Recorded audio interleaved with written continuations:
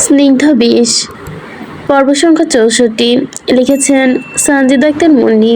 আপনাদের সাথে আছি আমি জান্নাতুল ফেরদৌস মুনি। তৃষ্ণা প্রাণপণে চেষ্টা করছে ওয়াসিসের বলিষ্ঠ বাহুডোর থেকে নিজেকে ছাড়িয়ে নিতে, কিন্তু ওয়াসিস তো ওয়াসিসই। নিজের জেদের কাছে হার মানার পাত্র যে সে নয়। উল্টো ওয়াসিসের দুর্বান হাত দুটো আরো দৃঢ়ভাবে চেপে ধরে তৃষ্ণার সুর কোমর। বোধ হয় সেই প্রতিজ্ঞা করেছে এক চুলো নাড়বে না সে। ওয়াসিসের চওড়া বুকের সাথে মিশে যায় তৃষ্ণার কম্পিত দেহ। তৃষ্ণা টের পায় ওয়াসিসের বুকের ভেতরে হৃৎপিণ্ড কেমন অস্থির ছন্দে বাজছে, ঠিক একটা কোনো অচেনা সুরের মূর্ছনা। ওয়াসিসের গা থেকে ভেসে আসা উষ্ণ শরীরের চেনা গন্ধে তৃষ্ণার মাথাটা কেমন ঝিমঝিম করে ওঠে। বাধা দিতে গিয়েও তৃষ্ণার হাত দুটো কেমন যেন অসর হয়ে আসে। তৃষ্ণার সব বাধা, সব অনিচ্ছা মুহূর্তেই অগ্রাহ্য করে ওয়াসিসকে নিজের উষ্ণ ঠোঁট ছুঁয়ে দিয়ে তৃষ্ণার নরম গালে সে স্পর্শে বিদ্যুতের মতো কেঁপে ওঠে তৃষ্ণার সারা শরীর। ওয়াসিসের খোঁচা খোঁচা দাড়ি তৃষ্ণার কোমল গলে খসা লাগতেই এক অজানা শিহরণে ছড়িয়ে পড়ে তৃষ্ণার শিরায় শিরায়। ওয়াসিসের উষ্ণ নিঃশ্বাস আশ্রে পড়ে তৃষ্ণার কানের লতিতে। গরম ভারী নেশাতুর হয়ে ওঠে। ফিসফিসে ওয়াসিস বলে ওঠে, কেন রে, আমার বাচ্চার মা হতে চাস না তুই?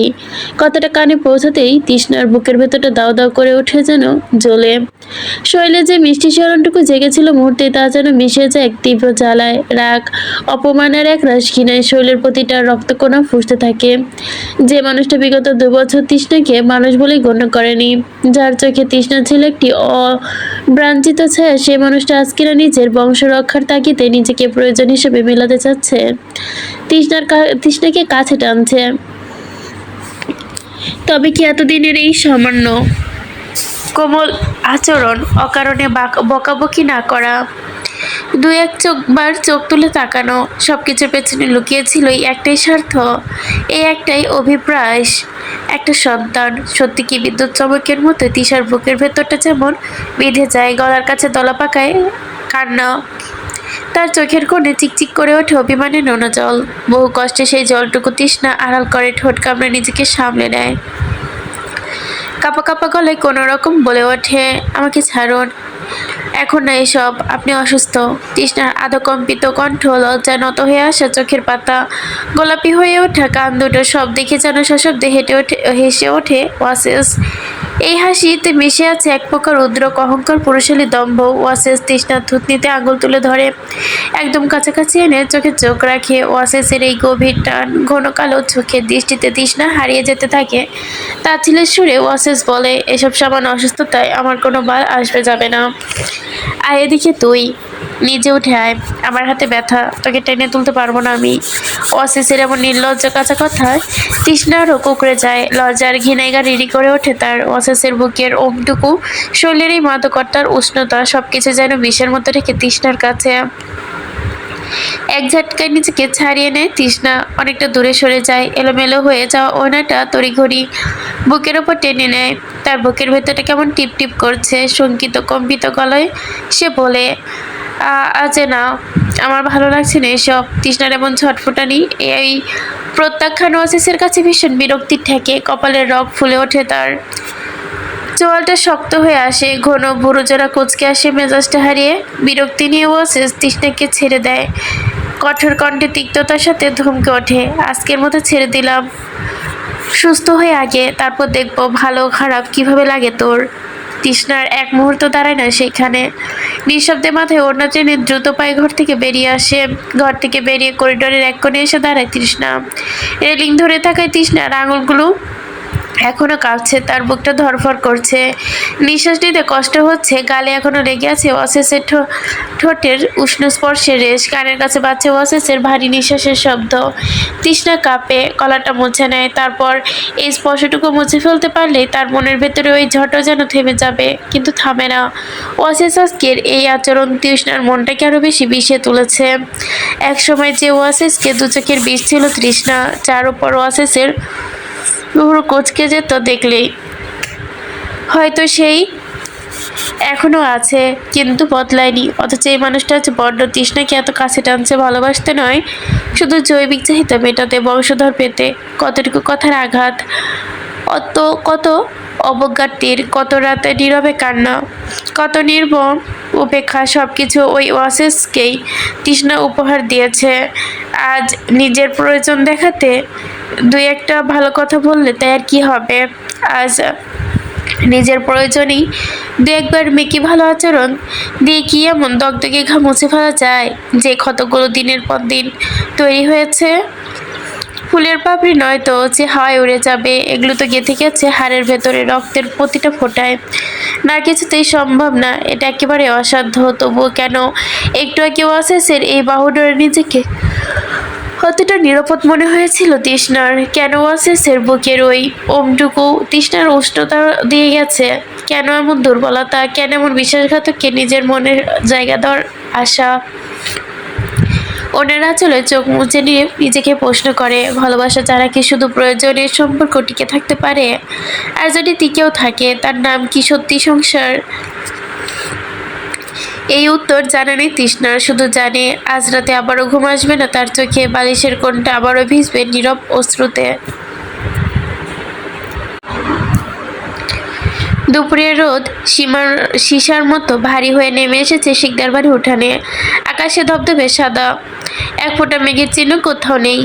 বাতাসে কেমন ভ্যাবসা গরম। বাড়ির নিচতলা বারান্দা থেকে ভেসে আসছে বাচ্চাদের কলকাকলি, বড়দের খিলখিল হাসি, আরও মৃদু ধমকে প্রশ্রয়ের গুঞ্জন।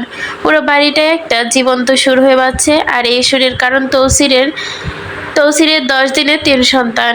ঠিক একই সময় গেট ঠেলে ভেতরে ঢুকে তৌসি, তার কপালে বিন্দু বিন্দু ঘাম, শাড়ির কলার সামান্য ভেজা, চোখে মুখে দীর্ঘ মিটিংয়ের ক্লান্তি স্পষ্ট।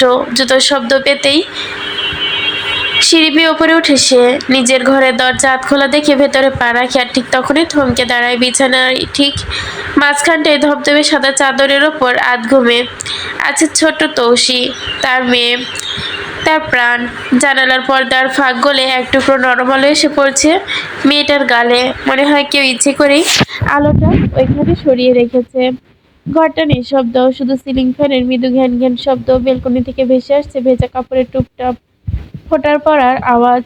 নাজা ঘরে নেই, নাজা বেলকনিতে কাপড় মেলছে। ছেলে দুটো বাইরে, বাড়ির সবার কাছে। সিমরান এইমাত্র তৌসিকে এনে শুয়ে দিয়ে গেছে। আহা, কি মায়াবী তৌসিরের মেয়েটা। ঘুমন্ত মুখটার দিকে থেকে তৌসিরের মুখটা কেমন যেন মিহি কষ্ট ভরে ওঠে। এই কষ্ট আসলে ভালোবাসার আরেক নাম। তৌসিরের ঠোঁট আধ খোলা, বুকের ওঠানামা সরু, নিঃশ্বাসের ছন্দ মনে হচ্ছে সদ্য ফোটা স্নিগ্ধ ফুলের কুড়ি, কিংবা চাঁদের এক উজ্জ্বল একাংশ। দিনের বেলা যেন নেমে এসেছে বিছানায়। তৌসিরের বুক চিরে দীর্ঘশ্বাস বেরিয়ে আসে, একটা গভীর দীর্ঘশ্বাস। তৌসির পা টিপে টিপে প্রায় চোরের মতো স্বর্ণপর্ণে বিছানায় এগিয়ে যায়। নিচের চারপাশটা একবার সাবধানী দৃষ্টিতে দেখে নিয়ে পকেট থেকে বের করা ছোট্ট একটা রঙিন চুড়ির সেট, লাল সবুজ সোনালি রঙের, আর পরে চুড়ির ঝিলমিলি তৌসিরের হাতে। আজ মিটিং থেকে ফেরার পথে বাজারের ধুলো মাখা এক দোকানের সামনে গাড়ি থেকে একটু থেমেছিল। কাচের বয়ামে সাজানো এই চুড়িগুলো দেখে চোখে পড়েছিল মেয়ের ছোট কচি হাতটাই ভেসে উঠেছিল তৌসিরের চোখের সামনে। তার মনে হয়েছিল এটা তার মেয়েকে খুব মানাবে। আর মনে ভাসতেই 100 টাকার নোটটা বাড়িয়ে দিতেই সে দু একবার ভাবেনি নিজের সন্তানের জন্য তৌসিরে টাকা খরচ করবে, এতে বাধা নেই। তবে অন্য ক্ষেত্রে হিসাব থাকবে। খুব সাবধানে, প্রায় দম বন্ধ করে তৌসির ডান হাতটা নিজের হাতের মুঠোয় তুলে নেয়। কি নরম, কি উষ্ণ একটা ছোট হাত, এক টুকরো তুলার নেয় বলা যায়।